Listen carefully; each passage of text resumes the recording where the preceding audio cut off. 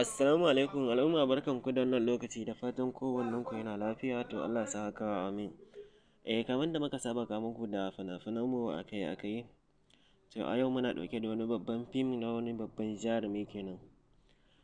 Sannan ɗan uwa, idan yau ne farkon ziyartar ka nan YouTube channel namu, ka daure ka danna mana da subscribing, sannan ka haɗa mana da alamar ƙararrawa, ta yadda idan mun ɗora da sabbin bidiyo za ku dinga samun su akai-akai kenan.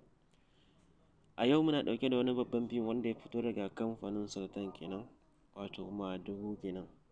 Wannan fim ɗin babban fim ne, kuma fim ne mai faɗa sosai a kai.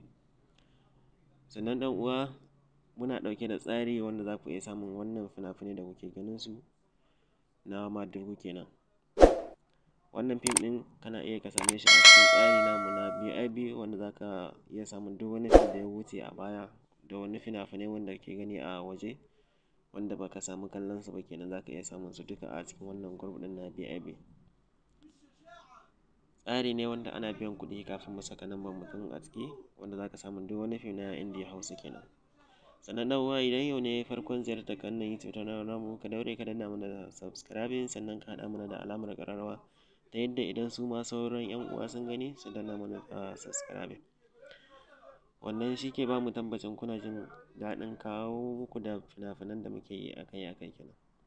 Wannan fim ɗin na Madugu zai haska a yau idan Allah ya so ya yarda.